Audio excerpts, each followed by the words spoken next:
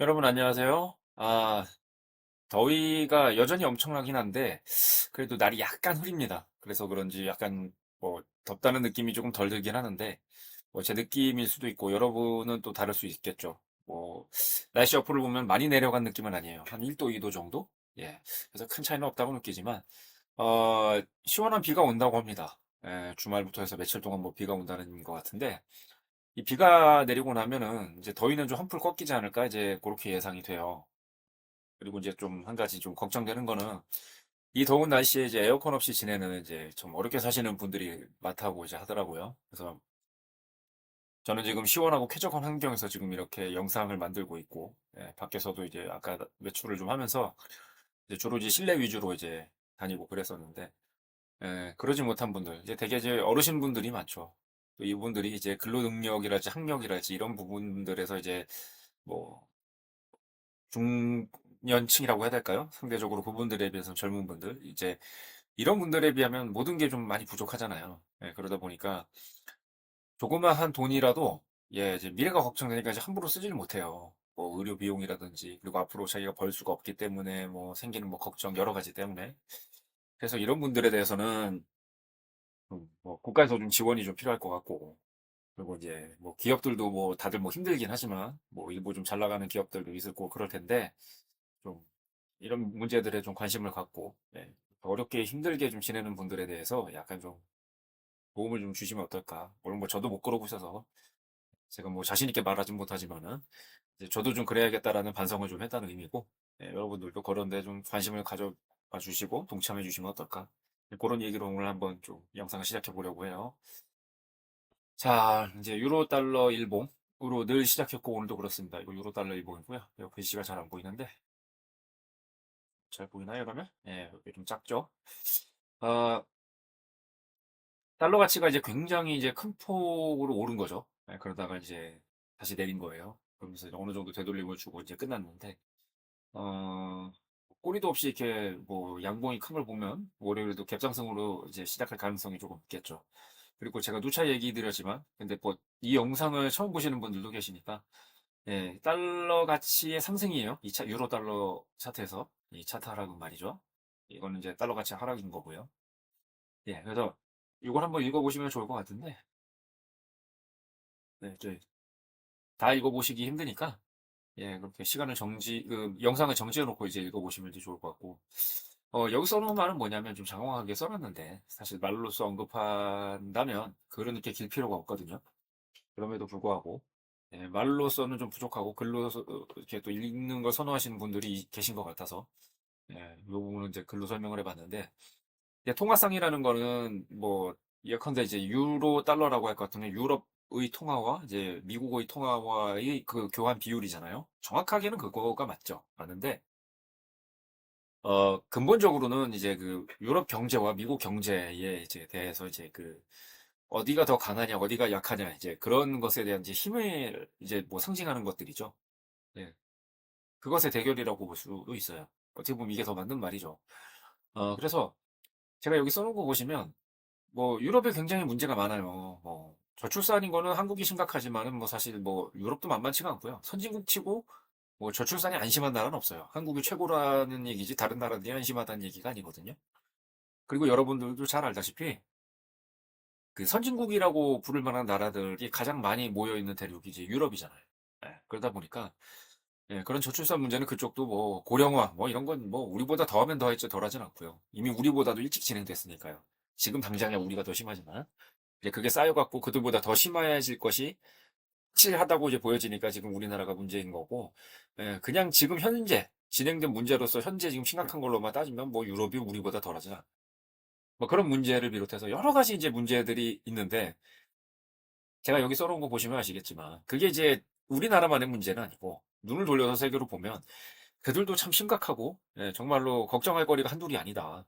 예, 그런 걸 보면, 야, 이게 우리만 심각한 건 아니고 그들도 문제가 많구나. 이제 그런 걸 보면서 이제 위안을 좀 느끼기도 해요.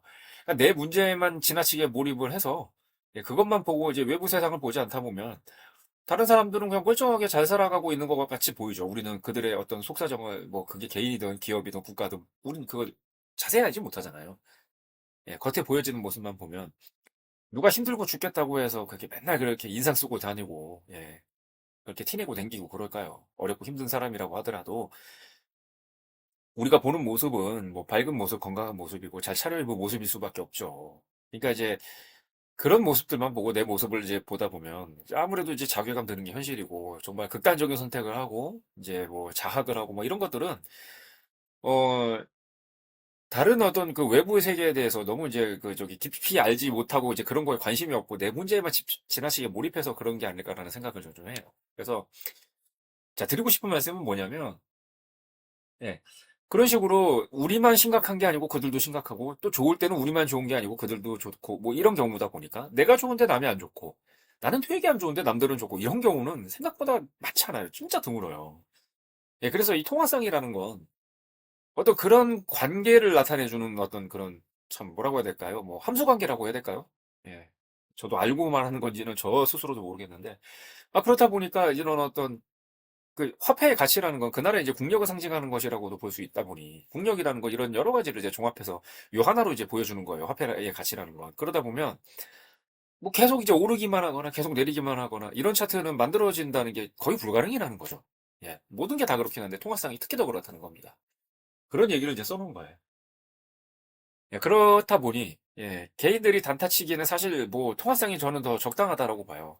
예를 들면 나스닥이라든지 이런 뭐 지수 종목이라든지 뭐 대표적인 뭐 이게 나스닥 S&P겠죠. 이런 것들은 이제 방향성이 정해져 있잖아요. 그러니까 왔다 가기 갔다 하면서 양방향에서 다 먹기는 좀 힘들죠. 예, 물론 이 녀석도 이제 계속 오르기만 하는 거는 아니에요. 근데 이제 뭐 부침이 있고 뭐 내리고 굉장히 폭락하고 뭐 진짜 지수의 절반을 뭐 반납하고 그럴 때가 있기야 하죠. 그런데 어, 계속 어쨌든 이게 크게 봐서는 이제 한 방향으로 가기 때문에 이제 그쪽 방향이 아닌 걸 이제 잘못 판단하고 이제 일시적으로라도 내릴 것 같아서 이제 그걸 먹겠다고 들어갔다가는 물리고 손해보고 결국엔 크게 뭐 보면 청산당해가지고 이제 아주 그냥 크게 뭐, 이제 뭐 힘들게 될 가능성이 많이 있죠. 그런데 이제 토마스상은 제가 말씀드린 이런 특성들 때문에 그게 좀 어렵다는 거. 네, 그래서 단기적으로 보유하고 이제 단타 위주로 심지어 막 스캘핑하는 그런 개인들한테는 제가 보기엔 통화상이 좀 더 맞지 않는가 이런 특성들 때문에 제가 이제 그런 생각을 한다는 말씀을 드린 거예요. 물론 선택은 개인마다 다릅니다. 생각도 다르고. 자 이제 크루드 오일에 대해서 이제 뭐 잠시 이제 또 얘기를 할 텐데 제가 뭐 아시겠지만은 아신다는 건 이제 정확하게는 이 영상을 이제 오랫동안 봐오신 분들에 대해서 얘기하는 거예요. 그래서 기름의 미래를 밝다고 생각하지 않아요. 제가 이제 또 뒤쪽에서 써놓은 걸 또 이제 보여드리면서 말을 하겠지만 뭐 기름의 미래뿐만이 아니라 어떤 이제 실물 상품에 대해서 미래는 저는 그렇게 밝은 편이라고 보지는 않아요. 예. 이제 그런 시대가 저는 이제 저물어 간다고 생각을 합니다. 그래가지고, 특히나 이제 기름 같은 경우에, 예를 들어서 뭐, 실물 상품 또 대표적인 게 이제 금도 있을 텐데, 아, 금이라는 게 참 쓸모가 많은 금속이잖아요. 어떤 뭐 화폐를 뭐 그 대신하는 뭐 그런 역할로서 뭐 가치를 저장하는 수단 뭐 그거 말고도 정말 산업 현장에서 쓰이는 곳이 너무나 많죠. 예, 그런데 이제 석유는 점점 쓰이는 곳이 줄어들지 않겠습니까, 여러분? 물론 이제 뭐 연료로서만 쓰이진 않아요. 이 석유라는 거는. 예. 굉장히 많은 어떤 뭐 의약품이라든지 뭐 생활용품 뭐 여러 가지 그 필수적으로 우리 삶을 진짜 지탱하는 진짜 아주 없어서는 안 되는 그런 분야, 뭐 그런 물건을 만드는 데 쓰이기 때문에 예, 연료로만 쓰이는 건 아닌데 그래도 가장 큰 비중을 차지하는 거는 뭐 누가 뭐래도 연료로서 쓰는 비중이죠. 그러니까 뭐 분명히 이제 기름의 미래는 밝진 않아요. 이거를 뭐 부정하는 사람은 그게 틀린 거예요. 생각이 다른 게 아니고. 그래서 그게 얼마나 빨리 오냐 늦게 오느냐의 차이는 있지만 예, 분명히 이제 오기는 온다. 그래서 이제 제가 여기도 이제 써놨지만 어, 기름값은 지금이 가장 싸다. 석유의 미래는 지금이 가장 밝다. 계속 어두워지기만 한다. 저기 이제 어떤 나스닥이나 S&P 같이 아까 예를 들었던 이제 그런 종목들하고 다르게 이 종목은 어, 숏을 쳐놓고 그냥 장기간 그냥 홀딩하고 그냥 저 속된 말로 존버해야 된다. 예, 그런 생각을 갖고 있습니다. 물론 이제 동의 안 하셔도 여러분들 생각은 다 존중합니다. 예. 다시 또 석유 시대가 올 수도 있겠지만 그러나 과거 같지 않을 거라고는 생각은 해요. 자, 그렇고 이제 나스닥인데요. 아, 나스닥을 이제 위에 크루드 오일을 말씀드리면서 이제 멘트를 조금 했었는데, 이 나스닥이 내리고 그러면서 이제 사실 다른 종목들이 연쇄적으로 내린 거예요. 사실은 그렇다고 봐야 되거든요. 나스닥이 전 세계 모든 진짜 어떤 경제 활동에서 아주 뭐 진짜 대표적인 역할을 하죠. 그렇다 보니까 이제 나스닥이 내리면서 이제 다른 종목도 내렸다 이렇게 볼 수가 있는데 그런데 요즘 뭐 거대 기업이라고 제가 여기 적어놨지만 거대 기업이라 그러면 뭐가 있겠어요? 빅테크 기업이라고 해서 뭐 구글, 뭐 아마존, 또 엔비디아, 뭐 오픈 AI, 뭐 마이크로소프트, 애플 뭐 그 외에도 굉장히 뭐 여러 개 있어요. 예, 미국엔 진짜 그런 보석 같은 정말 그런 기업들이 뭐 한둘이 아니긴 해요. 제일 많죠, 전 세계에서. 의심의 여지 없어요. 그런데 이 회사들의 실적 발표라든가 여러 가지를 봤을 때 정말 돈을 잘 벌어도 이렇게 잘 벌 수가 있나 싶어요. 너무 잘 벌어. 예, 그래서 그런데도 불구하고 이렇게 지수가 내린 거예요. 말 안 되거든요. 그리고 이게 전망이 어둡다면은 또 모르겠는데 전망이 어둡지가 않아요. 너무나 밝아요. 예. 이거 일시적으로 예, 그동안 이제 지수가 상승하고 그러면서 예, 돈을 많이 벌었던 뭐 개인이나 뭐 기관이나 뭐 그런 여러 가지 세력들이 있을 거고 그냥 이익 실현하느라고 이제 이게 좀 매도가 좀 나왔다 이렇게 볼 수 있을 것 같고 늘 그랬듯이 나스닥은 뭐 이런 하락을 예, 반드시 이제 만회하고 그리고 이제 다시 이제 우상향을 향해서 가겠죠. 그런 확신이 있습니다. 네. 크루드 오일이나 골드나 뭐 이런 상품에 대해서는 그렇지 않다고 보고 있습니다. 중국 지수도 그렇고요. 여기서 뭐 언급은 뭐 했어도 차트 분석은 안 했는데 예, 저기 어쨌든 뭐 항생이라든지 골드 그렇게 좋지 않아요. 자, 이렇게 주요 종목들을 이제 살펴봤고요. 인공지능이 이제 나타나서 이제 본격적으로 쓰이기 시작한 게 23년 1월이라고 봐요. 물론 이제 GPT라든지 그거는 이제 그전에도 있었어요. 뭐 한 2, 3년 전부터 아마 나왔던 걸로 저는 그렇게 기억을 하는데 이제 본격적으로 이제 언론에 이제 출연하고 이제 사람들 입에 오르내리고 실생활에 이제 파고들어서 우리가 이제 사용하기 시작한 게 2023년 1월, 2월 요 무렵일 거예요. 그럼 이제 뭐 한 2년 반 됐죠. 예, 그래서 3년이 못 되는 기간 동안 이제 굉장히 많은 곳에서 이제 쓰이고 있고 인공지능으로 인해서 이제 우리의 삶이 바뀌고 있다는 걸 우리는 사실 피부로 느끼고 있어요. 예, 못 느끼는 분들도 많겠지만 그건 못 느끼는 그분들의 문제지. 어쨌든 그런 건 지금 확실히 진행되고 있는 사실이에요. 의심이 여지 없거든요. 예, 그래서 이제 앞으로 이제 인공지능이 이제 하드웨어하고 이제 결합을 하게 되면 이제 그것이 이제 로봇일 거고 이제 로봇이 이제 그런 로봇에 이제 탑재되는 그런 AI도 지금과 비교할 수 없을 정도로 미래에는 훨씬 더 똑똑해져 있을 건 확실해요. 예, 그러면 뭐 사람이 할 일이 뭐 있겠을까요? 노동 해방될 거고 이제 로봇이 다 하고 AI가 알아서 다 통제하고 할 텐데. 그래서 이게 돈 버는 게 무슨 의미가 있고 이렇게 뭐 투자라든지 이런 게 뭐 의미가 있고 이런 거 분석하는 게 무슨 소용이 있나 이런 생각이 뭐 들기는 해요. 근데 어쨌든 이제 뭐 그런 시대가 오고 있는 중이지 아직 온 건 아니거든요. 그래서 우리는 뭐 그때가 오기 전까지는 우리 할 일을 하면서 열심히 생업을 뭐 그렇게 감당하면서 살아오던 대로 살아갈 수밖에 없을 것이고, 그럼에도 불구하고 조금씩 떼어내서 미래 시대를 준비를 해야죠. 분명히 지금 세상과는 달라져 있을 거예요, 많이.